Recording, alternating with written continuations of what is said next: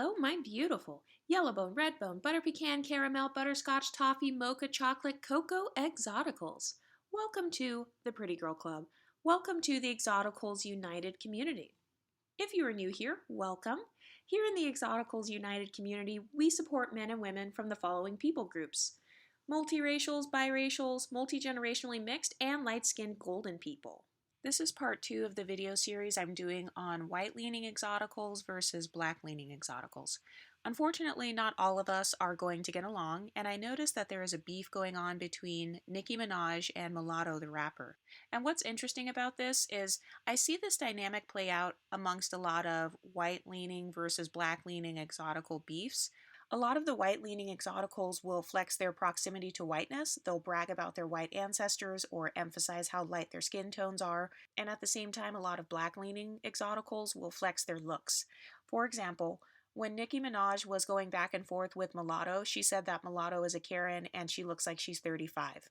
Mulatto is not 35, she's like 23 years old. But Nicki Minaj was taking shots and saying that she looks old. And it's funny because the black community will try to start a divide between exoticals by saying that the more white passing exoticals somehow outrank the black leaning ones due to their proximity to whiteness. But those of us who actually are exoticals know that that's not true. I've seen exoticals of all skin tones and racial mixtures experience the same pretty privilege, but I just thought that this beef between these two reminded me of the Danileigh and B Simone beef. For example, Danileigh was threatened by B Simone. She seems to be threatened by B Simone's looks and personality because she requested that B Simone not be on the same Wild and Out episode as her, and it seems like she didn't want to share the spotlight with her. But also, Danileigh said that she saw texts between B Simone and the baby, who is her baby daddy. Everyone knows that B Simone and the baby have been flirting for a long time. I think that B Simone was even in one of his music videos or something. So I can see why Danileigh would be threatened. The other reason I think Danileigh could potentially be threatened by B Simone is because of the way B Simone acted around Danileigh. Did you ever notice that B Simone has had to tear herself down in order to lift her friend Danileigh up? B Simone has made jokes about herself being overweight and having a slow metabolism, and we all know that Danileigh is a professional dancer, so she's very in shape. But the way that B Simone acted actually reminds me of how a lot of us exoticals behave around women who are threatened by our beauty.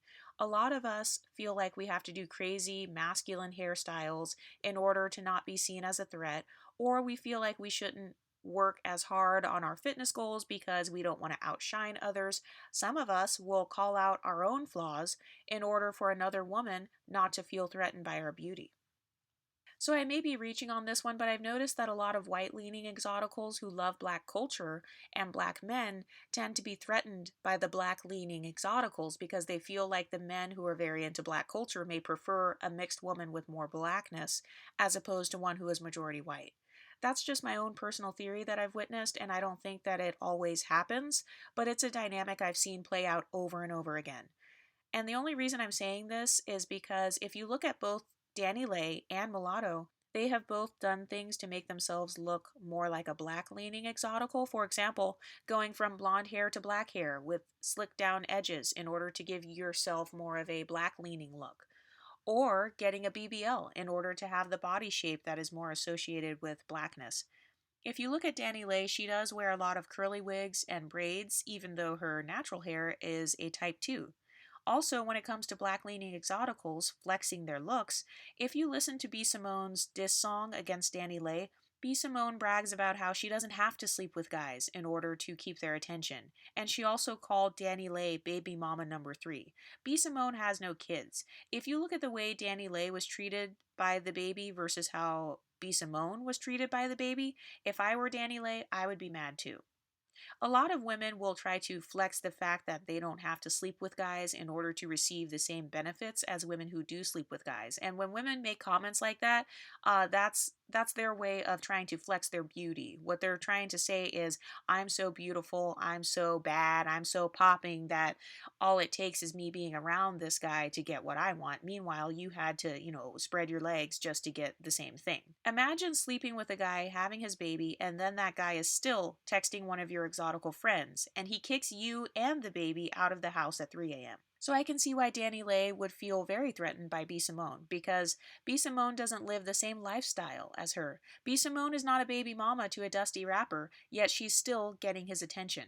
So I've noticed there can sometimes be a rivalry amongst exoticals when it comes to relationships, and Danileigh was so bothered by B Simone that she even started crying when she did a live stream about it. And Danileigh tried to backtrack, saying she wasn't trying to take money out of B Simone's pocket. And she said that because she was threatened by B Simone's looks, the attention that B Simone gets from the baby, and B Simone's talent.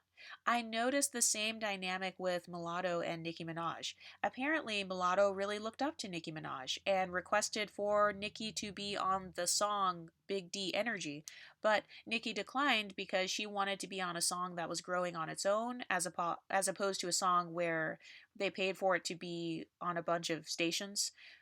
Now, I will say that all of these women are acting petty towards one another, but I just wanted to point out that I do see a pattern where white leaning exoticals may flex proximity to whiteness and white passing skin tones, while black leaning exoticals flex their beauty. Let me know what you guys think in the comment section, and I'll talk to you next time. Stay pretty, ladies.